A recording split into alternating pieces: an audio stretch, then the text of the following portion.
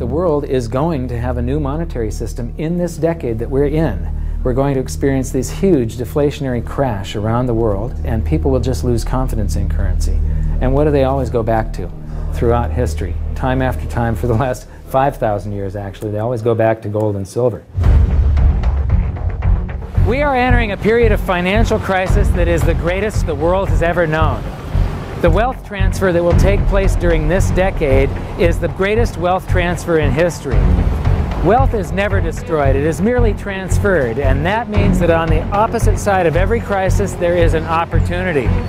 The great news is that all you have to do to turn this crisis into your great opportunity is to educate yourself.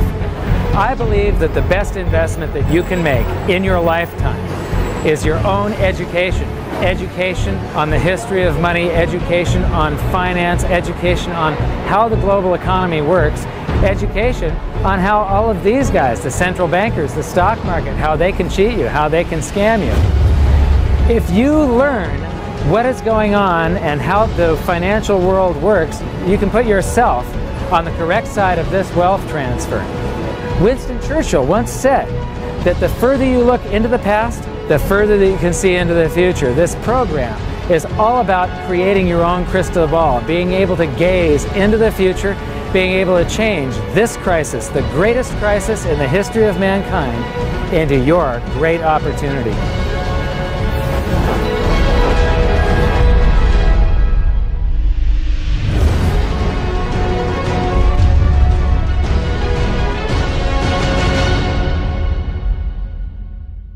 So it all started back in 1999 when my sister and I hired a financial planner to help my mother with her assets, and we gave him control of the family's assets, and in the next year and a half he lost 50% of what she had. You know, he would come to us every 6 months, we'd have a meeting, and he'd have this smile on his face, just ear-to-ear smile, going, "We did really well. The S&P lost 24% and you only lost 18." And so I fired him. And I moved all of her assets to cash, and I dove into studying the financial markets, which led me into studying the economy. And when you start reading about the global economy, the people that are concerned with trade deficits and budget deficits, it's the hard money advocates, the gold community. And once I started reading them, they also write about monetary history, and then I really fell in love, because monetary history just repeats and repeats over and over again, echoing all the way back to the beginnings of civilization.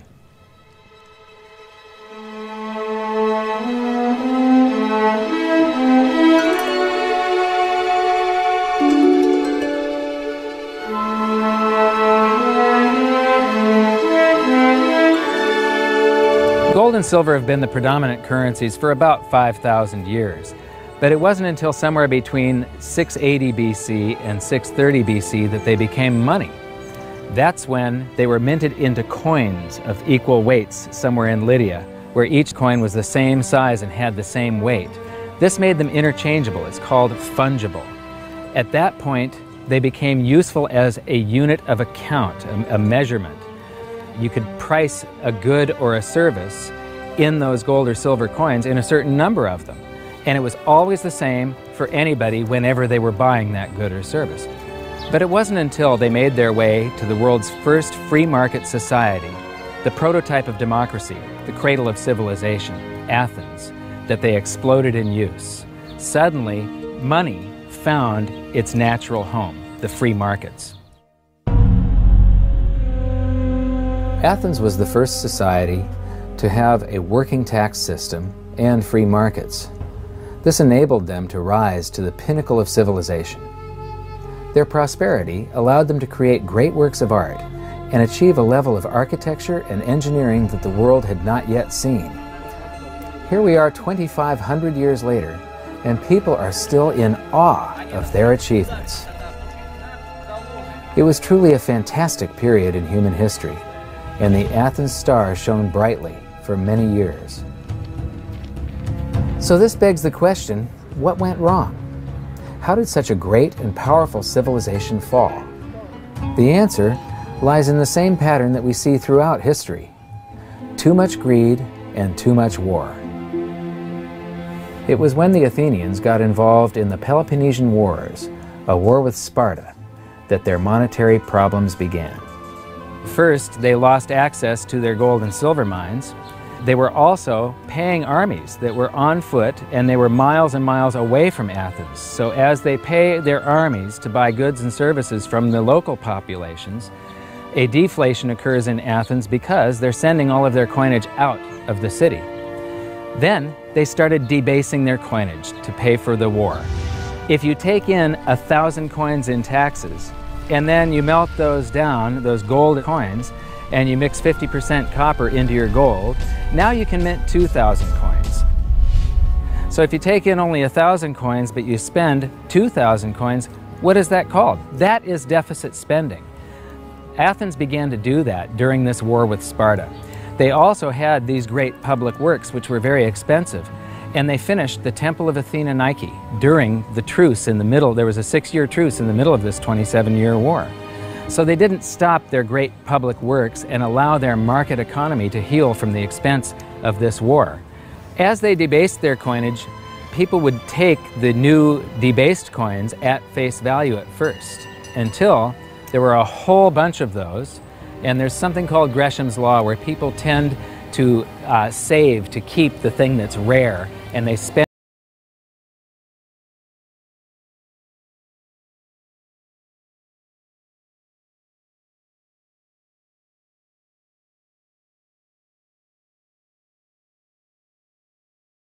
one of those old gold or silver coins. This is the first time that gold or silver ever had a price. Before that, everything was measured in a weight of gold and silver.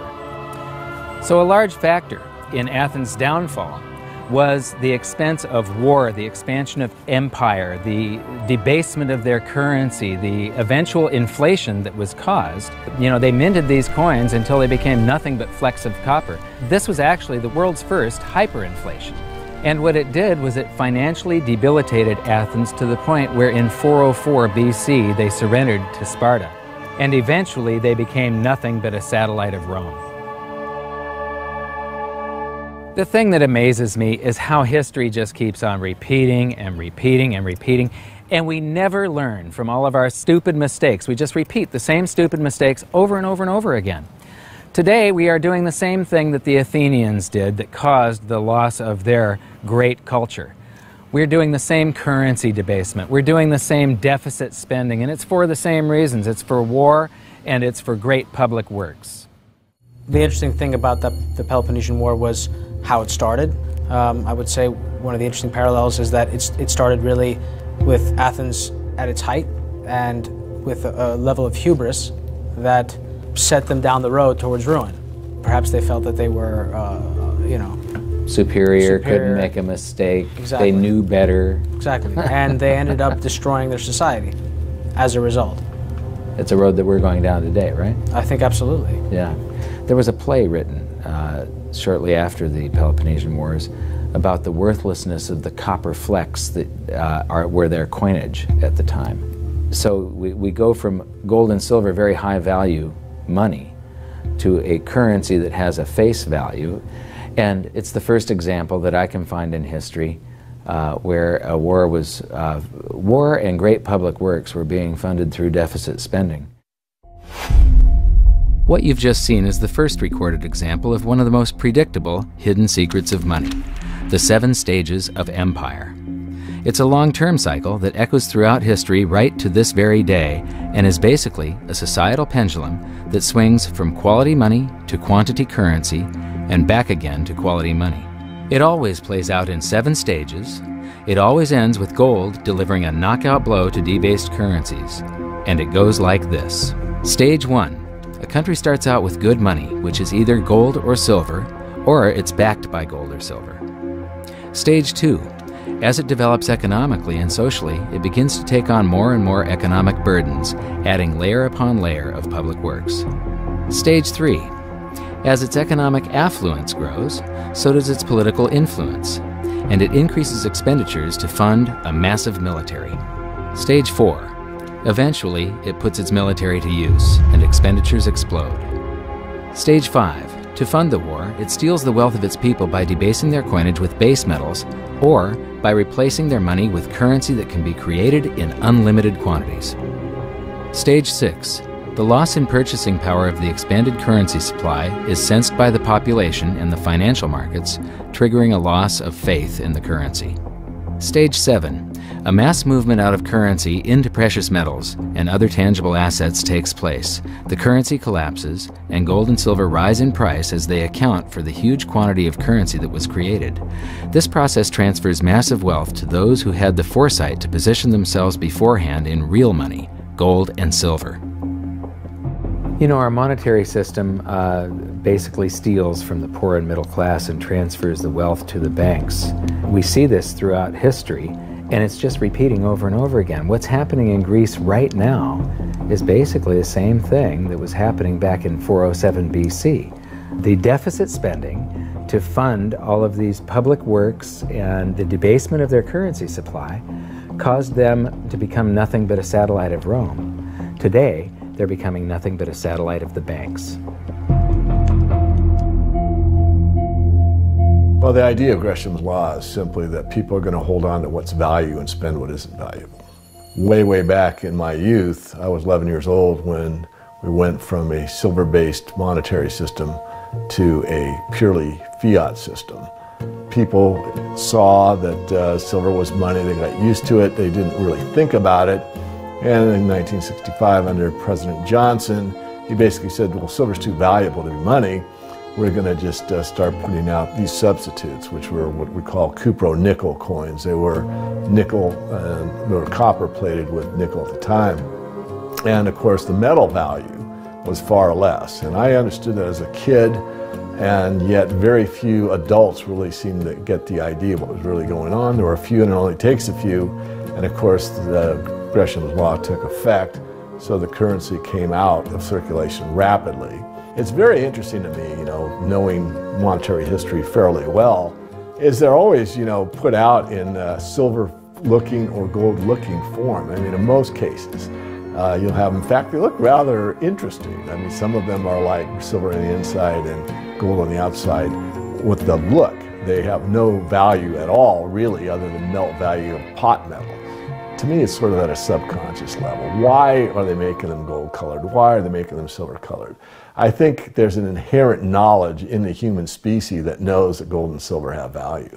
So if they look in their pocket and they see something gold-colored or silver-colored, it gives them kind of a warm, fuzzy feeling. And it's like, oh yeah, but there's no value in these coins, really.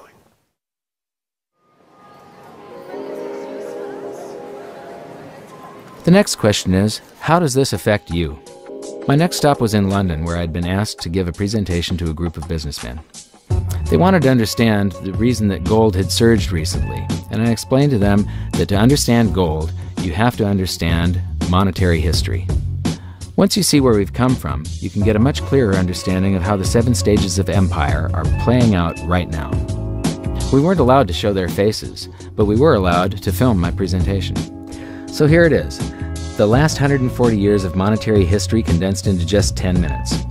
Keep the 7 stages of empire in mind, and as you watch this, see if you can recognize the signs. Everybody thinks the US dollar is still as good as gold, and it hasn't been since 1971. This is the world monetary systems. From 1873, when Germany went on the classical gold standard, where each unit of currency is backed up by an equivalent amount of gold in the treasury. In the United States, $20 bill, $20 gold piece in the vaults. Go into any bank, slap down your currency, which was a receipt for money, a claim check on money, ask for your money, gold and silver, and they would give it to you.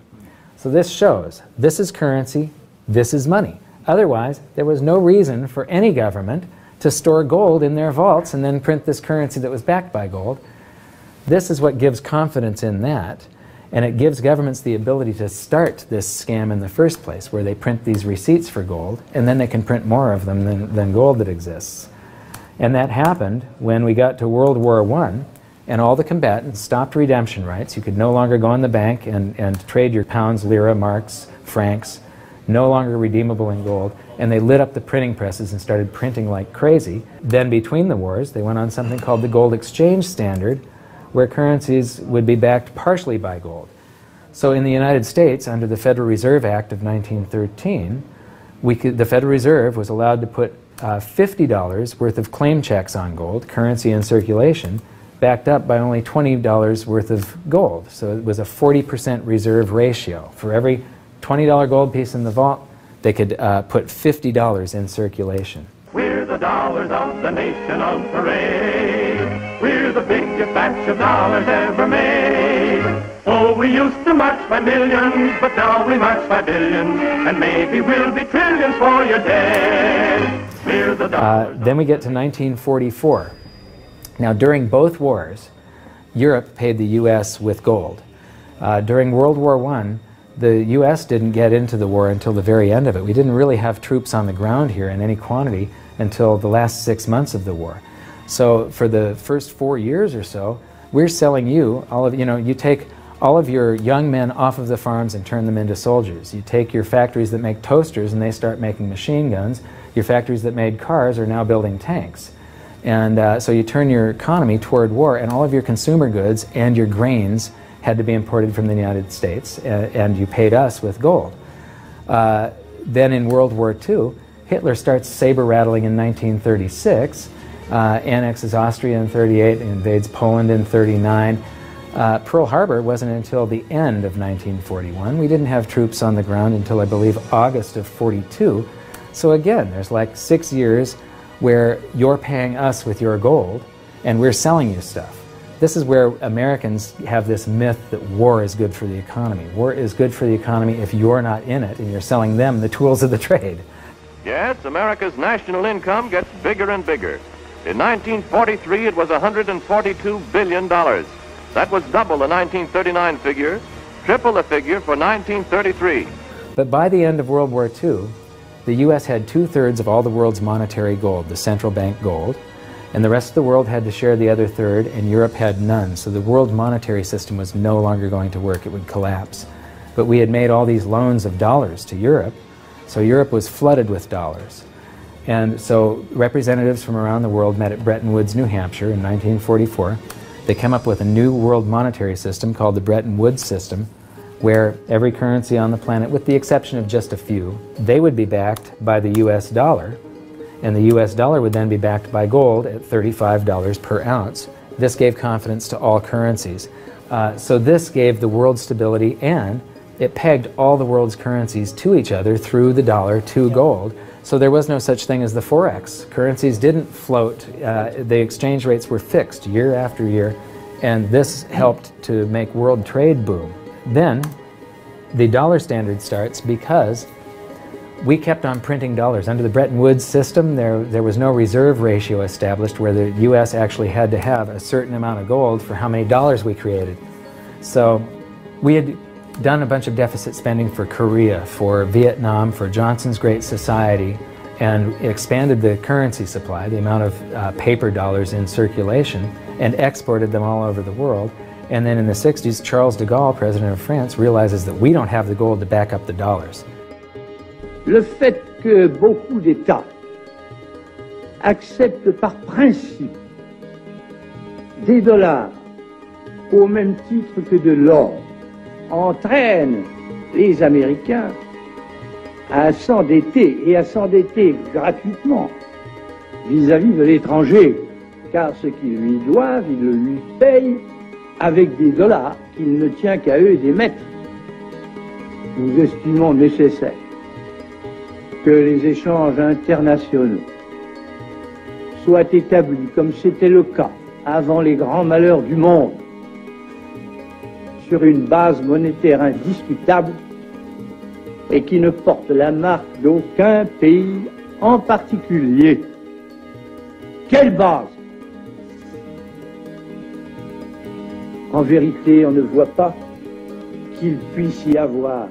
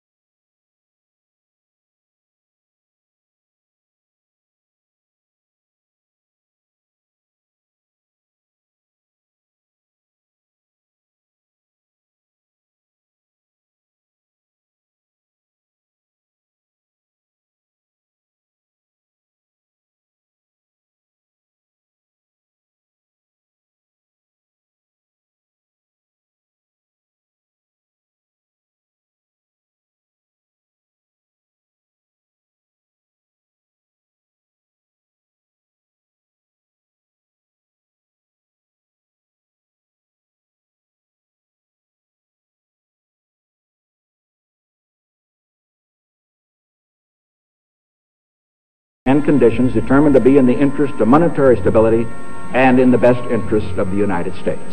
In full cooperation with the International Monetary Fund and those who trade with us, we will press for the necessary reforms to set up an urgently needed new international monetary system. And on August 15th, 1971, all the world's currencies became fiat currency. I don't know why the rest of the world didn't rush out and hang him, but they didn't. They just all went along with this. To our friends abroad, I give this assurance. The United States has always been and will continue to be a forward-looking and trustworthy trading partner. There have been thousands upon thousands upon thousands of fiat currencies throughout history, and there isn't one that survived. It is a 100% failure rate. And we started this experiment where all the world's currencies would be fiat currencies simultaneously in 1971. But what we have here, 30 to 40 years, different monetary system, 30 years, 28 years, 39 years plus. What's next? The world is going to have a new monetary system in this decade that we're in. We're going to experience this huge deflationary crash around the world. The world will probably end up on some sort of new monetary system, probably after governments try and print their way out of this and cause hyperinflations of all the currencies, and people will just lose confidence in currency. And what do they always go back to throughout history? Time after time, for the last 5,000 years actually, they always go back to gold and silver. In a world of floating currencies, and that's what all national currencies are today, they bob up and down relative to each other, but they're all sinking relative to gold. That includes the dollar as well as the euro and the British pound and all the others. They're going to continue to lose value, continue to lose purchasing power. Personally, I don't think there's any way of avoiding what is coming. There's no way to fix it right now. There's only a way to either let it wipe you out or to benefit from it. And I want to make sure that it's not just a few of the big investors in the world that are ending up with all the cookies. I want to make sure that there's as many small investors as possible that are benefiting from it, because that's what makes society run. Middle class, small investor. One of the biggest challenges for human beings is that physiologically we are designed to operate in recency. You know, the fight or flight response is literally in my cells, literally. And so that when I'm in the wild, it's about I need to look for something to eat or make sure I don't get eaten. And how that translates into the modern world is that we think only about what's happening immediately in front of us. And so we think a long time is last week. In the world of YouTube and Facebook and instant messaging, we think 3 seconds is a long time. Like, did you get the post already? I already posted it. And the reality is that if you look at history, and I don't mean a week, I don't mean a month, I mean decades, I mean 100 years, I mean a couple of 100 years, I mean more than a couple of 100 years, you can start to see some patterns. You can see some things that are going on because history repeats itself. There are some trends and there are some movements that you can learn from. And you literally have to go outside of your human instincts to look at history, because we just want to focus on right now, because as I said, that's about either eating or being eaten. So we've got to go beyond that, and that means not just focusing on the here and now, but learning some real powerful stuff from what's happened, because there just might be some indicators there as what's going to happen in the future. Now, the 7 stages of empire, just as a reminder, started with sound money, and then a country adds layers of public works and social programs, and then develops a massive military, and then puts that military to use, and to pay for the war, it debases its currency supply, which causes a loss of faith in the currency, which then leads to a currency crisis, and gold does an accounting of the expansion of that fiat currency supply that happened over all those years of the first 5 stages. We are in the 6th and beginning the 7th stage. Gold started the accounting in the year 2001. It was $250 then, but we're still in the very early stages of this. Well, that's right. I think one of the problems with gold is people just don't understand it. I mean, for one thing, it's sort of been banished from the curriculum for 35 years. We have going on 2 generations of academics and scholars who have never studied gold. Unless you're a specialist in economic history, you can go back and look at it. Now, when I was in university and even when I was in graduate school in economics, we were still on the gold standard in some form. It was fairly attenuated, but when you studied the IMF and you looked at how they present the finances of a country and the breakdown of the reserves and you know, the capital accounts, gold was a line item in the capital account, and you had to understand how it, what role it played and how it you know, could equilibrate in terms of balance of trade. Well, that's gone. The IMF, you know, Nixon went off the gold standard in 1971, and bright young economic students just don't understand gold. They think it's a joke, or they think it's maybe a commodity trade or a momentum trade. They don't understand that it really is money par excellence. So now we've learned that money was born in roughly 630 BC when it became fungible.